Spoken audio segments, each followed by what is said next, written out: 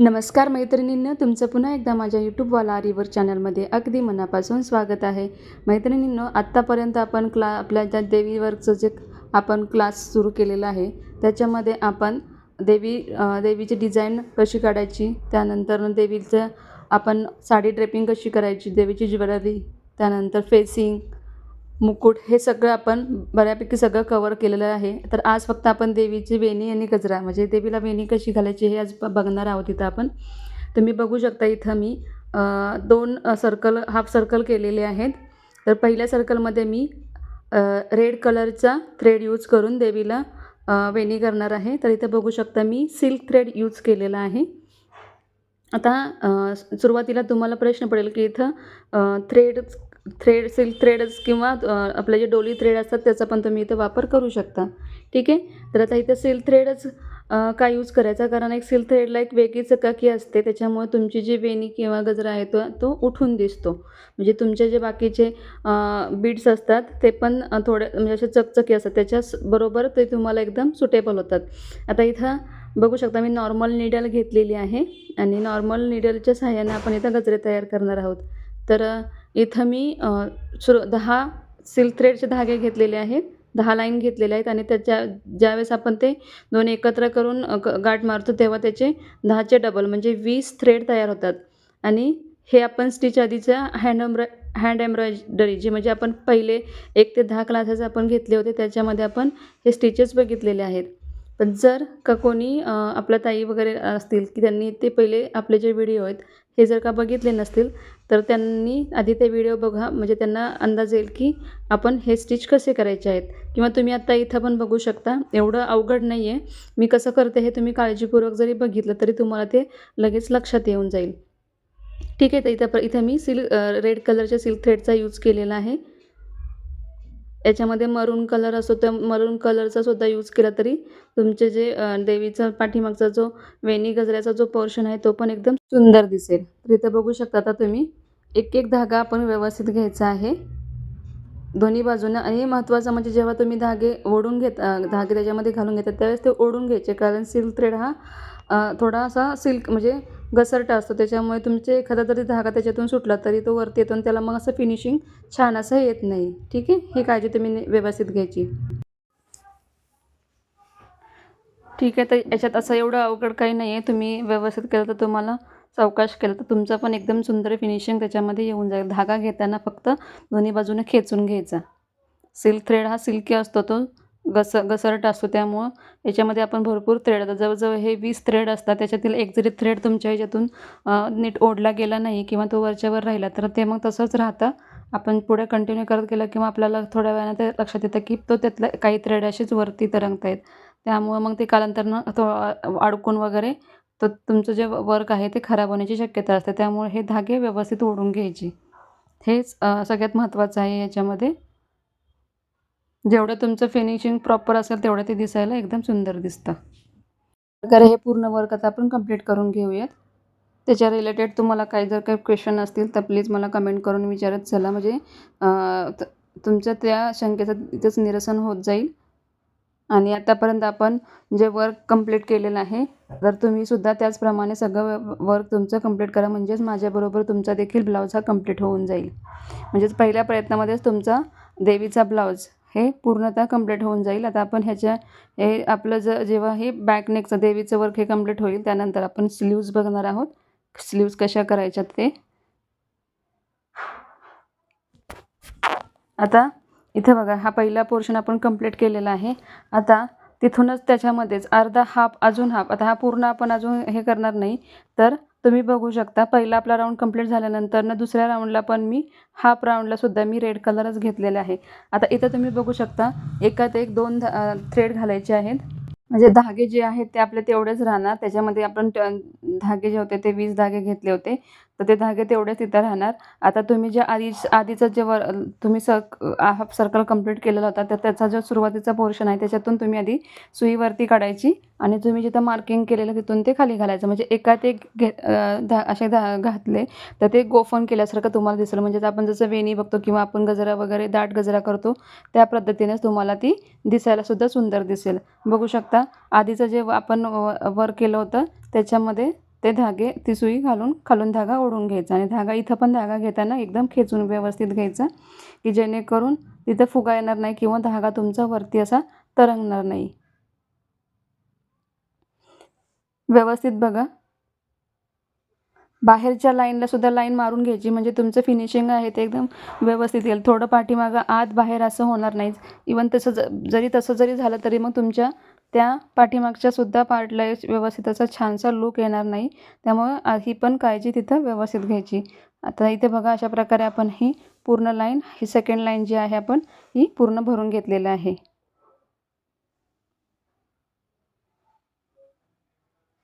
हे पण ह्याच्या इथं एवढं तुम्हाला हे अवघड जाणार नाही कारण हे सोपं आहे. फक्त इथं एकच गोष्ट लक्षात ठेवायची, धागा हा फक्त जास्त व्यवस्थित ओढून घ्यायचा. टाईट धागा जेवढा असेल तेवढा तुमचं वर्क उठून दिसेल.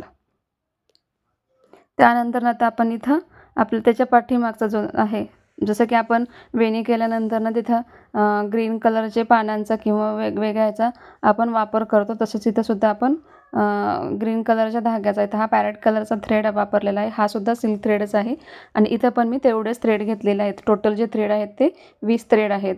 तर आता आता इथं पण आपल्याला काय करायचं, जे बाहेरचं मार्किंग आहे एकतर तिथून तुम्ही सुई घालू शकता आणि जे रेड कलरचं आपण थ्रेडचं वर्क केलं होतं तिथून त्याच्या आतमध्ये, जसं की रेड पहिल्या 2 थ्रेडमध्ये आपण एकमेकांमध्ये गुंतवलं होतं, तसंच आपण हा जो ग्रीन कलरचा थ्रेड आहे हा आपण त्याच्यात रेड थ्रेडमध्ये गुंतवून बाहेरचं जे मार्किंग केलं त्याच्यातून घालून तो खेचून घ्यायचा. म्हणजे इथं पण आपलं जे वर्क आहे ते पण एकमेकांमध्ये गुंफल्यानंतरनं सुंदर असा लूक येईल त्याला. तर इथं पण ते तुम्हाला हीच काळजी घ्यायची आहे. बघा, तुम्ही कुठल्याही बाजूने घेऊ शकता. लाईन मार्क केलेल्या बाजूनं तुम्ही घेऊन त्या थ्रेडमध्ये घालून खालून धागा खेचून घेऊ शकता किंवा त्याच्यातून काढून लाईन मार्किंग केल्या तिथून तुम्ही खाली खेचून घेऊ शकता. तुम्हाला जे सुटेबल वाटेल तसं तुम्ही करू शकता. पण प्रोसेस हीच राहील की जो बाहेरचा भाग केलेला होता रेडचा त्याच्यातूनच तुम्ही एकदम काठावर थोडंसं सोडून मग तुम्ही धागा आतून सुई तिथून खोचून मग धागा खेचून घ्यायचा जोरात. प्रोसेस सेमच आहे, फक्त तुमच्या लक्षात यावं आणि हे त्यासाठी मार्किंग तुम्ही व्यवस्थित तुमचं मार्किंग एक ॲक्युरेट पाहिजे. कुठेही खालीवर असं होता कामा नये. बघू शकता सुंदर एकूणच आपल्या देवीचा लूक कसा आलेला आहे. त्यानंतर तुम्ही आता म्हणाल की तुम्ही बॅक नेकचा जो मी वरचा गळ्याचा पण केलेला आहे, तर हे तुम्ही बऱ्यापैकी आता आपण प्रत्येक ठिकाणी आपल्याला हे बेसिक करावंच लागतं. तिथं तुम्ही तुम्हाला जे आवडेल तसे तुम्ही डिझाईन करू शकता. मी फक्त चेन स्टिच केलेलं आहे आणि तिथं फक्त आपलं मोती आणि बीड्स यूज केलेलं आहे. तुम्हाला तिथं डिझाईन वगैरे करायची असेल, तुमच्या तिथं ब्लाऊजवर जागा असेल तर तुम्ही तुमच्या आवडीनुसार करू शकता. इथं मी फक्त मोती आणि शुगर बीड्सच यूज केलेले आहेत. ठीक आहे. तर त्याचं मी तुम्हाला दाखवणार नाही कारण ते नॉर्मल आहे, ते तुम्ही करू शकता. एकदा एखादं वर्क तुम्ही काळजीपूर्वक केलंत ना तर परत ते तुम्हाला बघावं लागणार नाही. ते ऑटोमॅटिक तुम्ही करून घ्याल. करेच आता हा बाहेरचा जो पोर्शन आहे तो पण आता आपण कंप्लीट करून घेऊयात. ठीक आहे. पूर्ण तर तुम्हाला आयडिया आलेलीच आहे कसं करायचं, त्यामुळे मी तुम्हाला पूर्ण असं त्याच्यामध्ये एक दाखवणार नाही. जसं आता आपण हे सुरुवातीचं वर्क केलं आहे सेम तशीच प्रोसेस आपण शेवटपर्यंत करणार आहोत.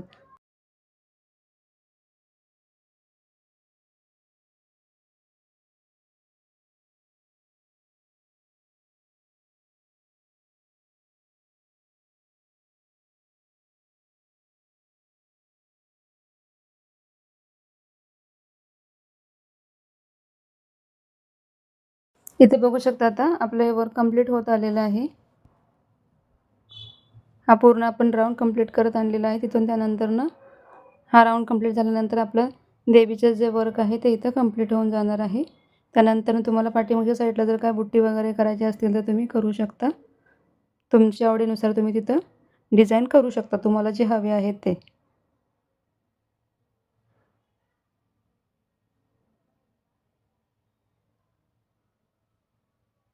बघा, हा आपला देवीचा फायनल लूक कंप्लीट झालेला आहे. तुम्हाला आता इथं बुट्ट्या वगैरे तो काय हा करायचा असेल तर तुम्ही करू शकता. आता इथं आपण एक एक्स्ट्रा इथं हे करणार आहोत. याच्यामध्ये आपण जसं की वेणीमध्ये बघतो आपण वेगवेगळ्या प्रकारची फुलं ॲड करतो, तशीच आपण इथं व्हाईट कलरचे सुद्धा थ्रेड ॲड करणार आहे, म्हणजे त्याला एक थोडासा वेगळा लूक येईल. म्हणजे जसं की आपण चमेलीची फुलं वगैरे आपण याच्यामध्ये ॲड करतो हारामध्ये, वेणीमध्ये, त्याच प्रकारे ती व्हाईट कलरची असतात, तशाच प्रकारे आपण व्हाईट सिल्क थ्रेड इथं यूज केलेला आहे. तो रेड आणि ग्रीन कलरच्यामध्ये आपण यूज करणार आहोत, म्हणजे त्याला एक छानसा असा सुंदर लूक येतो आहे. बघा, तुम्ही बघू शकता. एक अर्धापर्यंत आपला कंप्लीट झालेला आहे. तर किती सुंदर देवीच्या पाठीमागचा लूक आलेला आहे. तर तुम्हीसुद्धा अशा वेगवेगळ्या आयडिया करू शकता. इथं मी आपण वरच्या साईडला 2 फ्लॉवर येलो कलरचे आणि त्याच्या मानेपाशी 2 येलो कलरची, पिवळ्या कलरची फुलं काढलेली आहेत. फ्रेंच नॉटनं तीसुद्धा तुम्ही तिथे काढू शकता. म्हणजे एकंदरीत तुमचं फुलं जे कॉम्बिनेशन आहे ते छान असेल तर तुमचा देवीचा जो गजरा किंवा वेणी आहे त्याचा लूकसुद्धा एकदम सुंदर येतो. बघा. तर हे आता आपलं पूर्ण देवीचं वर्क कंप्लीट झालेलं आहे आत्तापर्यंत. अख्खा पूर्ण आपण स्टार्ट टू एंड बॅक नेकचा पूर्ण भाग आपण या 4 ते 5 दिवसामध्ये देवीचा बघितलेला आहे.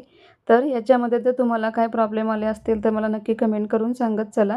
म्हणजे आपण वेळोवेळी त्याच्यावरती आपण तुमचे जे हे आहे त्याच्यावरती आपण सोल्युशन काढत जाऊ. ठीक आहे. तुमचे जे काही प्रश्न असतील त्यांची उत्तरं तुम्हाला तिथे मिळत जातील. तर आता मी इथून आता परत आपल्याला इथं पुढेचा बाहीचा आपण लूक बघणार आहोत. ठीक आहे. बाही कशी बनवायची हे आपण बघणार आहोत. तर त्याचं कटिंग वगैरे आपण इथं बघणार आहोत. ते पण आपण स्टार्ट टू एंड सगळं करणार आहोत. तर एकंदरीतच हा पूर्ण व्हिडिओ तुम्हाला कसा वाटला हे नक्की मला कमेंट करून सांगा. देवीचं लूक तुम्हाला कसं वाटलं हेही सांगा आणि माझ्याबरोबर जर का तुम्ही केलं असाल तर तुमच्या देवीचं पण लूक कसं आलं हे तुम्ही मला कमेंट करून सांगा, की तुम्ही माझे व्हिडिओज बघून तुम्ही ट्राय केलेलं आहे. तर आता आपण इथं थांबूयात. मी माझ्या देवीचा फायनल लूक तुम्हाला दाखवते. बघा, इथं असं मी केलेलं आहे. तर तुम्ही असाच प्रकारे छान असा सुंदर प्रयत्न करा. तर हा व्हिडिओ तुम्हाला कसा वाटला हे नक्की कमेंट करून सांगा. व्हिडिओ आवडल्यास व्हिडिओला लाईक, शेअर आणि कमेंट करा आणि चॅनलला आपल्या सबस्क्राईब करा. धन्यवाद.